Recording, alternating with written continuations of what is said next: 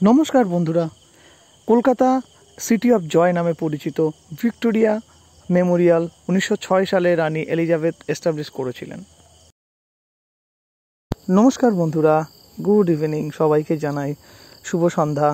অনেক দিন পরে নতুন ভিডিও দিতে পেরেছি। বন্ধুরা, আজকের ভিডিওর বিষয়বস্তু হলো ভিক্টোরিয়া, কলকাতার একটা ঐতিহ্যবাহী একটা ঐতিহাসিক নিদর্শন, সেটা হচ্ছে ভিক্টোরিয়া। আপনারা কিভাবে আসবেন? শিয়ালদা থেকে আপনারা বাস ধরলে 10 টাকা ভাড়া, ময়দান মেট্রো বা ময়দান নামলেই আপনারা চলে যাবেন সোজা ভিক্টোরিয়া। তো বন্ধুরা, মেট্রোতে করেও আপনারা আসতে পারেন, গড়িয়া, কবি নজরুল থেকে বা কবি সুভাষ থেকেও আপনারা মেট্রো ধরে আসতে পারেন ময়দান মেট্রো স্টেশন। বন্ধুরা, এই কলকাতার নিদর্শন বলতে গেলে ভিক্টোরিয়া, এখানে রানী থাকতেন এবং পয়লা বৈশাখের দিন অফিসের ফাঁকে একটু সময় কাটানোর জন্য। তো বন্ধুরা, এখানে সবথেকে ঐতিহ্যপূর্ণ হলো ঘোড়ার গাড়ি এখনও এই কলকাতায় চলে, সেটা ভিক্টোরিয়ার কাছে।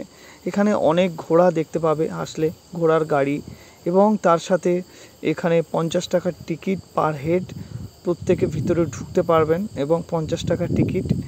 তার সামনে একটা মাঠ, যেখানে গরমের সময় বিকালের দিকে প্রচুর লোক সমাগম হয় এবং কলকাতার সবথেকে উঁচু যে বিল্ডিং দ্য টাওয়ার 42, সেটাও এখান থেকে পরিষ্কার দেখা যাচ্ছে। আর এন্ট্রি করতে গেলে আপনাদের এখানে 50 টাকা করে এন্ট্রি গেট মাথা পিছু। তো এখানে মানুষ আসে, ভালোবাসা একটা নিদর্শন, ভালোবাসার সেই ভালোবাসা যেটা মানুষ এখানে আসলে বুঝতে পারে, এটা অ্যাকচুয়ালি প্রেমের নিদর্শন। মানুষের মনে আনন্দ, এবং বহু প্রাচীন কাল থেকে এখানে মানুষ আসেন। এবং একদা কলকাতা ছিল ভারতবর্ষের রাজধানী, তারপর এখান থেকে স্থানান্তরিত হয়, কিন্তু এখানে সমস্ত কিছু আছে। কলকাতার সেই বিধানসভা, যেখানে